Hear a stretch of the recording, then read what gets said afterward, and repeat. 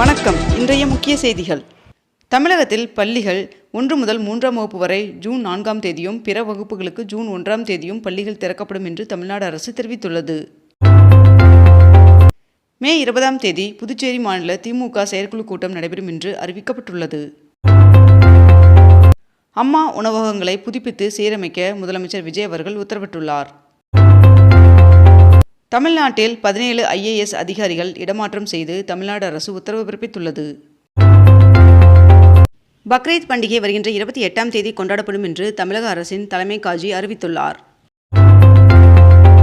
கேரள முதலமைச்சராக வி. சதீசன் அவர்கள் பதவியேற்றுக் கொண்டார். வருகின்ற ஜூன் 15ஆம் தேதி முதல் கேரள அரசு பேருந்துகளில் பெண்களுக்கு இலவச பயணம் என்று கேரள முதல்வர் சதீசன் அவர்கள் அறிவித்துள்ளார். ஸ்வீடன் நாட்டின் உயரிய விருது பிரதமர் நரேந்திர மோடி அவர்களுக்கு வழங்கப்பட்டது. உதகையில் 128வது மலர் கண்காட்சி தாவரவியல் பூங்காவில் இன்று தொடங்கியது. வருகின்ற 28ஆம் தேதி வரை நடைபெறும் என்றும் இக்கண்காட்சியில் 50,000 தொட்டிகளில் 5 லட்சம் மலர் பார்வைக்கு வைக்கப்பட்டுள்ளது என்றும் தெரிவிக்கப்பட்டுள்ளது.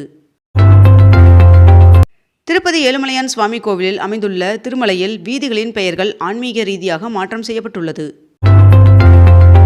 தமிழ்நாடு முன்னாள் முதல்வரும் திமுக தலைவருமான மு.க. ஸ்டாலின் அவர்கள் நேற்று சென்னையிலிருந்து விமானம் மூலம் திருச்சி புறப்பட்டு சென்றார். அமெரிக்க டாலருக்கு நிகரான இந்திய ரூபாயின் மதிப்பு வரலாறு காணாத அளவிற்கு சரிந்துள்ளது.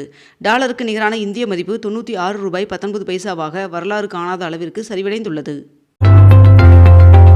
22 கேரட் ஆபண தங்கத்தின் விலை ஒரு சவரன் 1,18,800 ரூபாயாகவும் 1 கிராம் 14,750 ரூபாய்க்கும் விற்பனை செய்யப்பட்டு வருகிறது. இதனைத் தொடர்ந்து 1 கிராம் வெள்ளியின் விலை கிராமிற்கு 10 ரூபாய் அதிகரித்து 1 கிராம் வெள்ளி 300 ரூபாய்க்கு விற்பனை செய்யப்பட்டு வருகிறது.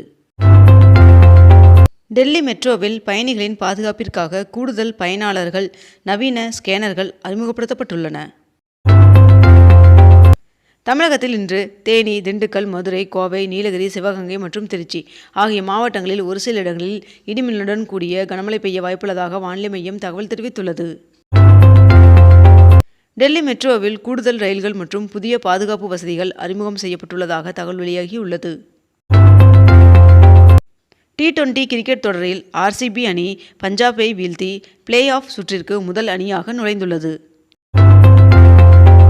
கோவையில் அமையவிருக்கும் திருப்பதி கோவிலுக்கு G2 குழுமம் 19 ஏக்கர் நிலத்திற்கான ஆவணங்களை திருமலை திருப்பதி தேவஸ்தானம் வாரியத்திடம் ஒப்படைத்தது.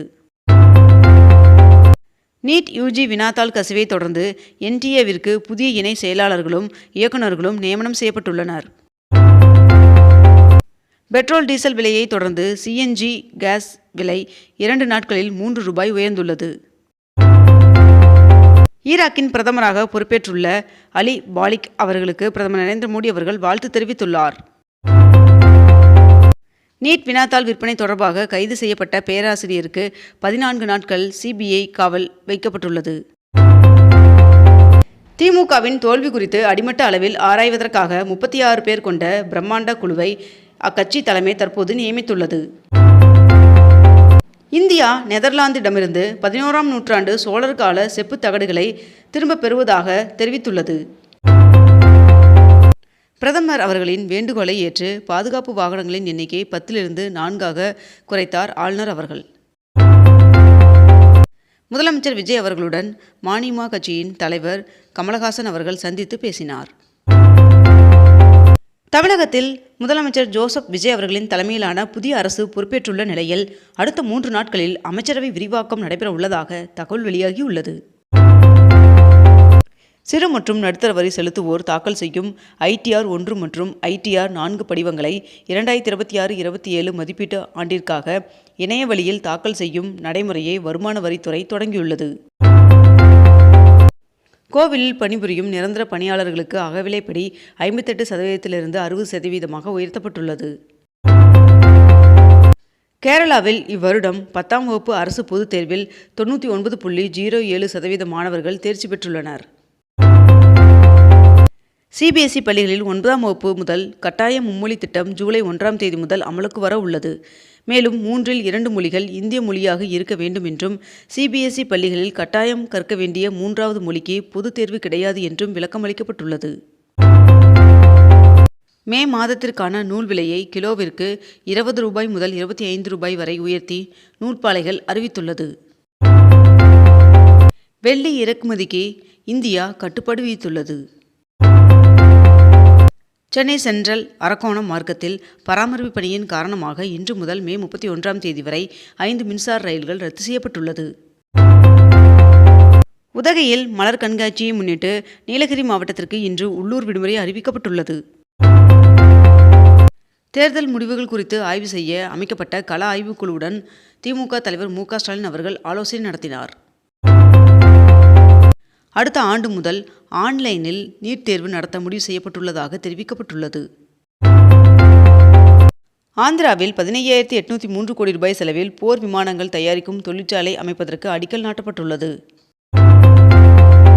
தமிழ்நாடு விளையாட்டு மேம்பாட்டு ஆணையம் 3% விளையாட்டு இடஒதுக்கீட்டின் கீழ் மருத்துவத்துறையில் செவிலியர் உதவியாளர் நிலை 2 பணிக்கான விண்ணப்பம் வரவேற்கப்படுகிறது என்று தெரிவிக்கப்பட்டுள்ளது.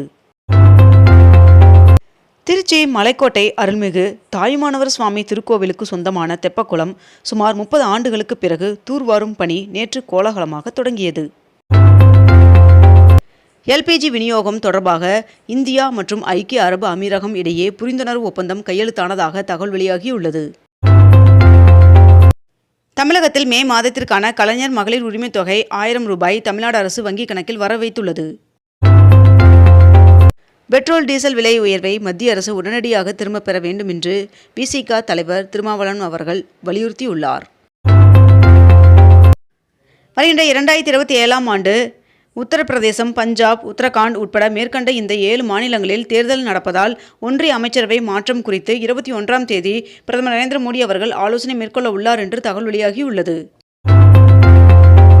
தமிழ்நாடு அரசு தொழில் முனைவோர் மேம்பாடு மற்றும் புத்தாக்க நிறுவனம் சார்பில் 2026ஆம் ஆண்டிற்கான ஓராண்டு தொழில் முனைவோர் சான்றிதழ் கல்விக்கான சேர்க்கை அறிவித்துள்ளது. நாடு முழுவதும் பெட்ரோல் டீசல் விலையை உயர்த்தி மத்திய அரசு உத்தரவு பிறப்பித்துள்ளது. அதன்படி பெட்ரோல் லிட்டருக்கு 3 ரூபாய் 14 பைசா உயர்த்தி 1 லிட்டர் 103 ரூபாய் 98 பைசாவாகவும், டீசல் லிட்டருக்கு 3 ரூபாய் 11 பைசா உயர்த்தி 1 லிட்டர் டீசல் 95 ரூபாய் 25 பைசாவாகவும் விலை நிர்ணயம் செய்யப்பட்டுள்ளது. நீட் UG 2026ஆம் ஆண்டிற்கான மறுதேர்வை ஜூன் 21ஆம் தேதி அன்று நடத்த தேசிய தேர்வு முகமே அதிகாரப்பூர்வமாக அறிவித்துள்ளது. நீட் மறுதேர்வு நடத்தும் முடிவை கைவிடக் கோரி பிரதமர் நரேந்திர மோடி அவர்களுக்கு திமுக தலைவர் மு க ஸ்டாலின் அவர்கள் கடிதம் எழுதியுள்ளார். வருகின்ற மே 18ஆம் தேதி கேரள முதல்வராக VD சதீசன் அவர்கள் பதவியேற்க உள்ளார். இத்துடன் இன்றைய தலைப்புச் செய்திகள் நிறைவடைகின்றன. மேலும் இதுபோன்ற அண்மை தகவல்களை உடனுக்குடன் தெரிந்து கொள்ள அக்னிபூ சேனலை சப்ஸ்கிரைப் செய்து கொண்டு தொடர்ந்து இணைந்திருங்கள். நன்றி, வணக்கம்.